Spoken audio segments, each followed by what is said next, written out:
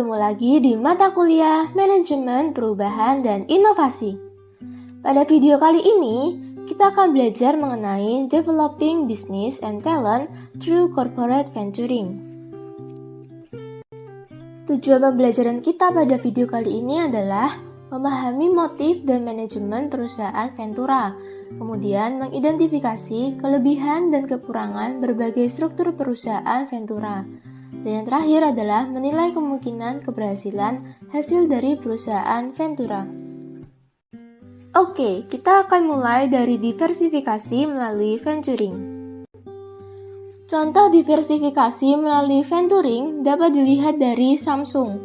Samsung pada awalnya itu memulai kehidupannya sebagai perusahaan pengolahan mie. Selain itu ada juga Nokia, yang pada awalnya adalah produsen sepatu karet. Selain itu ada juga 3M yang bisnis pertamanya adalah Amplas. Melalui proses diversifikasi strategis, eksperimen, inovasi, dan pasti ada faktor of luck-nya ya teman-teman. Nah, masing-masing perusahaan itu telah berevolusi dan terus menciptakan bisnis yang baru. Nah, lalu why corporate venturing? Kenapa sih perusahaan itu perlu melakukan venturing? Perusahaan harus melakukan venturing karena sistemnya itu bagus untuk manajemen risiko dan sumber daya yang sistematis. Kemudian, hal ini tuh cenderung menyaring atau menolak potensi inovasi yang berada jauh dari zona nyaman organisasi. Yang terakhir, sekarang itu diperlukan mekanisme berbeda untuk mengidentifikasi, mengembangkan, dan mengeksploitasi inovasi yang tidak sesuai dengan bisnis atau pasar saat ini. Ada beberapa motif untuk corporate venturing, teman-teman. Yang pertama ada grow the business atau mengembangkan bisnisnya. Kemudian exploit underutilized resources atau mengeksploitasi sumber daya yang kurang dimanfaatkan. Kemudian introduce pressure on internal suppliers. Kemudian divest non-core activities. Kemudian satisfy managers' ambition atau memuaskan ambisi dari para manajer. Kemudian spread the risk and cost of project development. Selanjutnya ada combat cyclical demands of mainstream activities. Kemudian ada learn about the process of venturing. Ada diversify the business atau mendiversifikasikan bisnisnya. Dan develop new technological or market competencies, mengembangkan kompetensi teknologi atau pasar yang baru. Nah, ada juga beberapa objectives atau tujuan dari corporate venturing, teman-teman. Ada long-term growth atau pertumbuhan jangka panjang. Ada juga diversifikasi. Seperti yang tadi dijelaskan juga ada exploit underutilized resources. Kemudian ada juga satisfy managers' ambition, memuaskan ambisinya dari para manajer. Kemudian ada develop new capabilities, kemudian survival, dan lain sebagainya. Teman-teman bisa lihat di tabel ini ya. Ada dua dimensi penting dalam mengelola corporate venturing. Yang pertama, siapa sih pemiliknya? Dan yang kedua adalah siapa yang mendanai usaha tersebut. Oke, selanjutnya kita akan belajar mengenai establishing corporate venturing atau membangun corporate venturing, teman-teman. Ada yang namanya definition phase. Di fase ini, kita itu membangun lingkungan yang mendorong munculnya ide-ide baru dan identifikasi peluang baru, serta membangun proses untuk mengelola aktivitas kewirausahaan.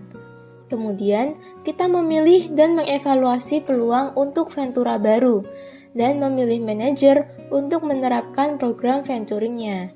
Setelah itu, kita mengembangkan rencana bisnis untuk ventura, dan menentukan lokasi serta organisasi ventura terbaik, dan memulai operasinya.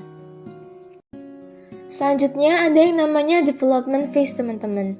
Di fase ini kita memantau perkembangan ventura dan proses venturingnya, kemudian memperjuangkan ventura baru seiring pertumbuhannya dan dilembagakan dalam perusahaan.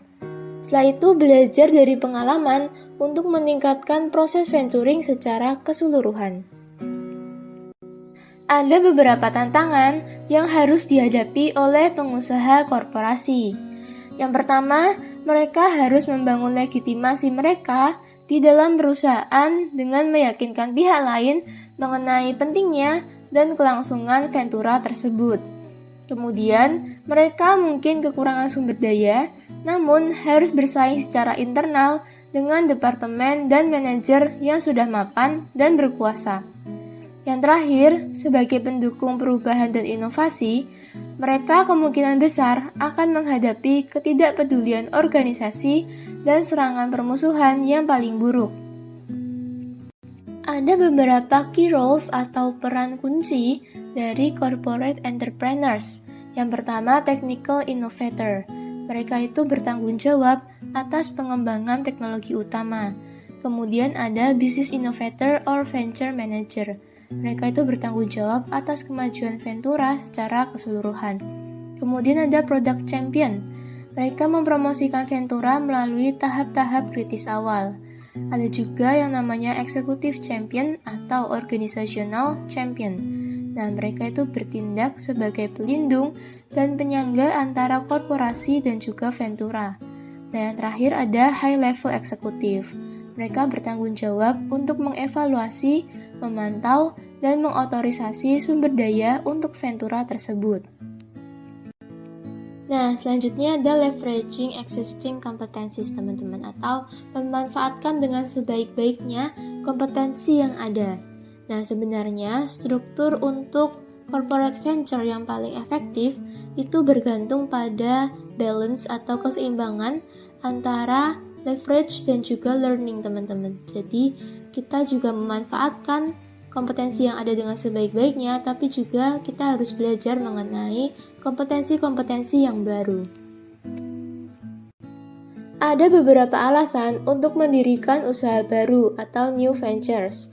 Yang pertama adalah sebagai upaya untuk menyatukan teknologi dan keahlian yang ada di seluruh perusahaan untuk beradaptasi dengan pasar baru atau pasar yang sudah ada.